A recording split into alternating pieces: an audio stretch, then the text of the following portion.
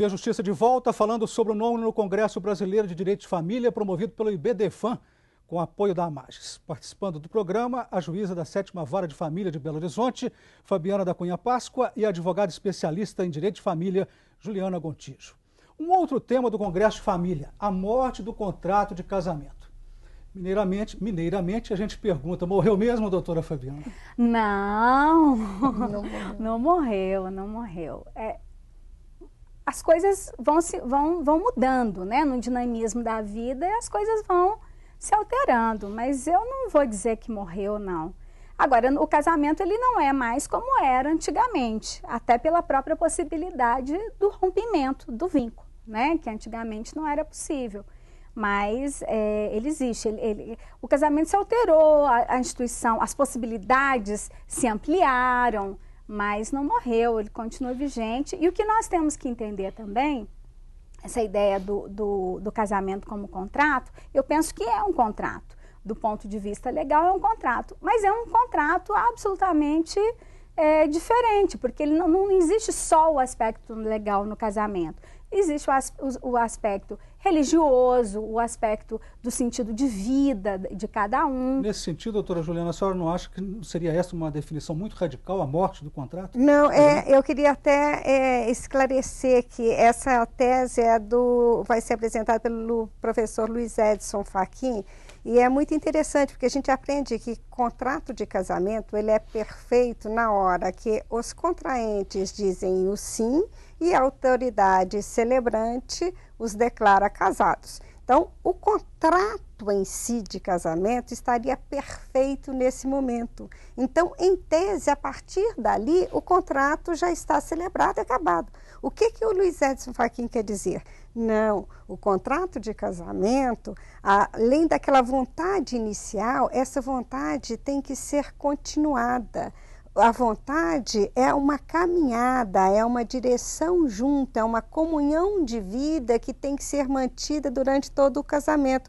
Por isso, admitido o distrato, porque se vier o desamor, se não tiver mais comunhão de vida, eu não preciso mais ficar casado. Então, a ideia é uma modificação na visão do contrato, é isso. E o contrato de noivado, doutora Fabiana, o que a senhora tem a dizer sobre ele? Vale nada. Hein? Vale nada. Nada? Vale nada. Isso foi a moda paulista. É uma promessa, né? É a promessa... Mas não cabe indenização no caso de não casar? A gente teve no Brasil os esponsais, que era a promessa de casamento. Foi extinto no século XVIII, né? Pra você ter uma ideia, mas porque ninguém pode exigir o ato de liberalidade. Se o casamento é um ato de vontade, ele não pode ser exigido. Até porque, eu lhe pergunto, o que é mais gravoso? Você romper um noivado ou você, na hora do casamento, desistir? Ou após o casamento, você ter uma vida e propiciar ao outro uma vida ruim, sem que se cumpra os deveres, né, do casamento? Então, assim, o noivado é uma predisposição. É uma predisposição em si, mas não existe, você não é obrigado a se casar simplesmente pelo fato de que ficou noivo. E eu penso, meu modo de pensar é que é até menos gravoso. Se não houve, se não há, se durante... Porque o noivado seria o quê? Um período de experiência, né? Para se verificar se realmente aquele intento é viável de se concretizar e ser bem sucedido. Ilha do Sabiá. Pluralidade familiar, monogamia e felicidade. Este foi mais um dos 8 temas científicos do Congresso de Família. Vamos falar sobre monogamia e fidelidade, doutora Juliana. Esse tema tem esse ar romântico aí da Ilha de Sabiá, mas de conteúdo não tem tanto romantismo não, porque ele vem questionar que a infidelidade, enquanto um desejo, ela sempre vai existir. Esse autor vai dizer o quê? Que só existe o direito porque existe o torto. Então, a gente precisa sempre de ter uma interdição aos desejos.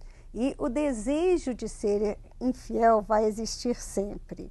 O que pode acontecer é que alguns casais façam um combinado entre eles de que a infidelidade entre eles será aceita.